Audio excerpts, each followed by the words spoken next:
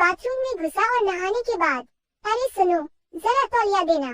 पत्नी चिल्ला के, हमेशा बिना तौलिए के नहाने जाते हो, अब मैं चाय बनाऊंगी, तौलिया दूं, बनियान भी धो के नल पे टांग देते हो, वो भी मैं उठाऊं।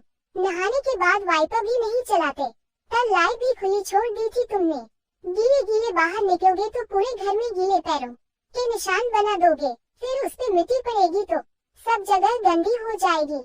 एक बार नौकरानी उस पे फिसल गई थी, फिर 3 दिन तक नहीं आई। मेरा क्या हाल हुआ था काम कर करके। पति मन में सोचते हुए, साला नहा के गलती कर दी या शादी करके। रात में एक चोर घर में घुसा, कमरे का दरवाजा खोला तो बरामदे पर एक बूढ़ी औरत सो रही थी। खटपट से उसकी आंख खुल गई। चोर ने घबरा कर देखा तो वह लेटे लेटे बोली, बेटा तुम देखने से किसी अच्छे घर के लगते हो, लगता है किसी परेशानी से मजबूर होकर इस रास्ते पर लग गए हो।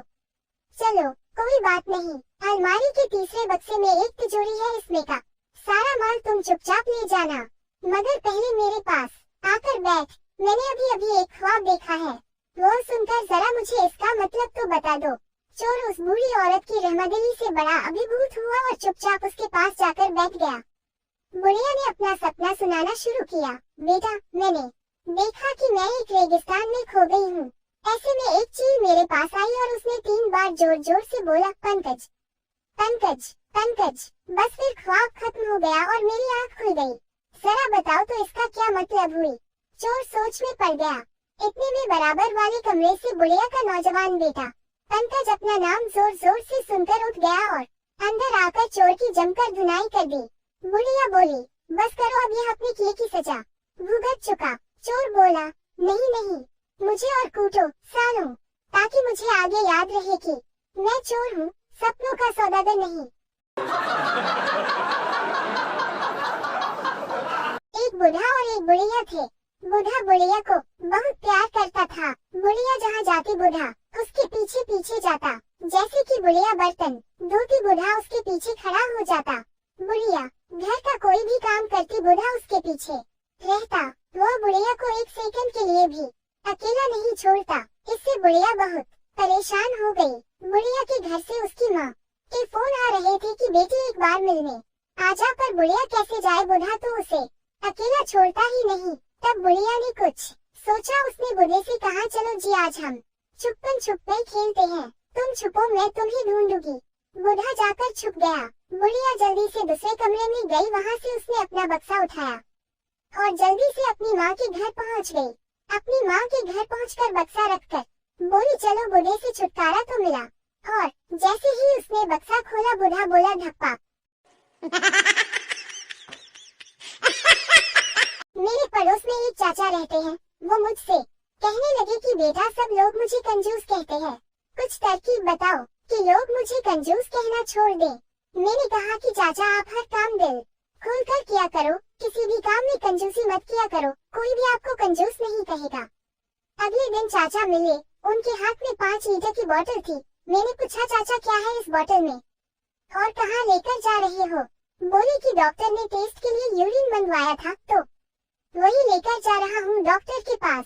मैंने कहा कि 5 लीटर की बोतल लेकर जा रहे हो, छोटी सी शीशी में ले जाओ ना। चाचा बोले कि बेटा तूने ही तो बोला था कि हर काम दिल खोल कर किया करो, मैंने अब कंजूसी छोड़ दी है। वो तो मुझे 15 लीटर की केन नहीं मिली, वरना वो लेकर जाता। अब 1 घंटे बाद वो चाचा मुझे वापस आते हुए दिखे। मैंने पूछा कि चाचा हो गया टेस्ट। वो बोले कि हाँ बेटा हो गया। मैंने कहा कि फिर ये बोतल वापस क्यों लाए। वो बोले कि इसमें डॉक्टर ने शुगर बताई है इसलिए वापस ले आया, चाय बनाने में काम आएगी। कुछ औरतें आपस में पति पत्नी के रिश्ते पर बात कर रही थी। थोड़ी देर सुनकर एक बोली, अरे बहन पता नहीं कुछ औरतें अपनी पति की बुराई कैसे कर लेती है। अब मेरे वाले को देख लो, अकल के नाम का एक पैसा उसके पास नहीं, शक्ल राम ने दी नहीं, रंग ऐसा जैसे पैदा होते ही भट्टी में डालकर किसी ने भून दिया हो। और कंजूस तो इतना कि कच्चे भी सेकेंड हैंड खरीद के पहनता है। खराटे इतने मारता है कि दिल करता है सोते ही नाक में मिट्टी का तेल डालकर आग लगा दूं, पर बहन मजाल है जो आज तक मैंने उसकी बुराई की हो। जैसा भी है मेरा तो देवता है, मैं तो कभी नहीं करती उसकी बुराई। शैतानी चुड़ैल ने 7 साल के हस्बैंड एंड वाइफ से कहा, मैं तुम दोनों की एक एक विश पूरी कर सकती हूँ। वाइफ, मैं अपने पति के साथ सारी दुनिया घूमना चाहती हूँ। चुड़ैल ने चुटकी बजाई और 2 टिक्स आ गए। फिर हस्बैंड से पूछा, तुम बोलो क्या चाहते हो। हस्बैंड, मुझे अपने से 30 साल छोटी वाइफ चाहिए। चुड़ैल ने चुटकी बजाई और हस्बैंड को 90 साल का कर दिया। आदमी को याद रखना चाहिए कि चुड़ैल भी औरत ही होती है। एक बार सत्यनारायण कथा की आरती मेरे सामने आने पर मैंने छांट कर जेब में से कटा फटा 5 का नोट कोई देखे नहीं ऐसा डाला। वहाँ अत्यधिक ठसाठस भीड़ थी। मेरे कंधे पर ठीक पीछे वाले सज्जन ने थपकी मारकर मेरी ओर 500 रुपए का नोट बढ़ाया। मैंने उनसे नोट लेकर आरती में डाल दिया। अपने मात्र 5 रुपए डालने पर थोड़ी लज्जा भी आई।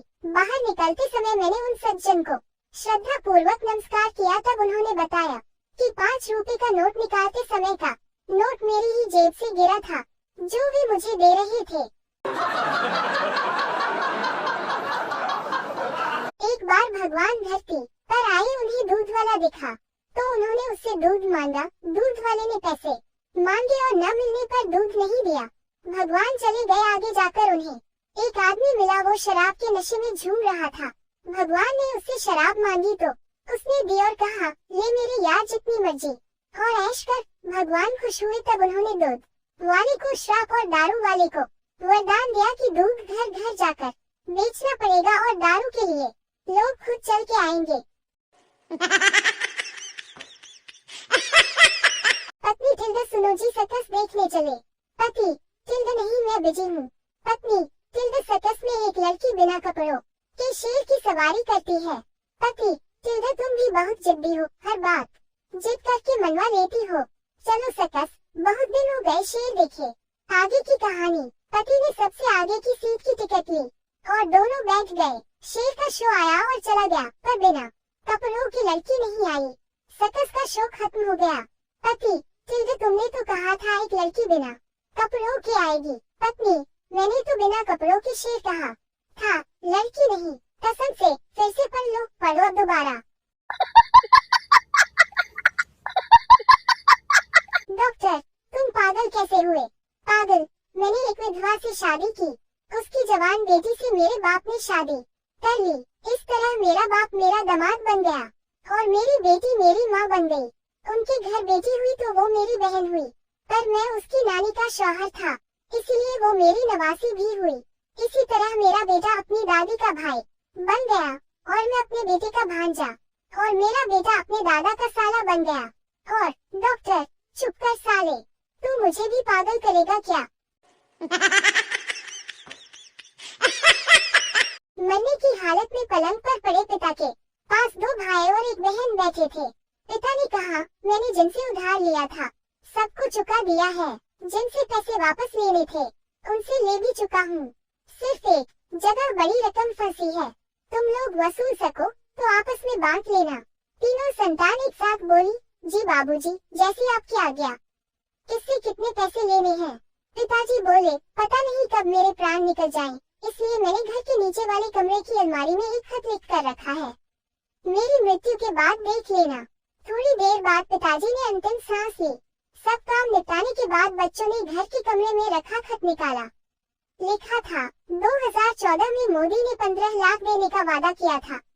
मेरे हिस्से का मिल जाए तो तुम तीनों 5-5 लाख बांट लेना। सड़क के इस पार एक पंजाबी भाई की दुकान थी। सड़क के उस पार एक बनिए का नया स्टोर खुला और साइन बोर्ड लगा कि मक्खन 100 रुपए। अगले दिन पंजाबी भाई की दुकान पर साइन बोर्ड था, मक्खन 90 रुपए। उसके अगले दिन बनिए के साइन बोर्ड पर मक्खन 80 रुपए।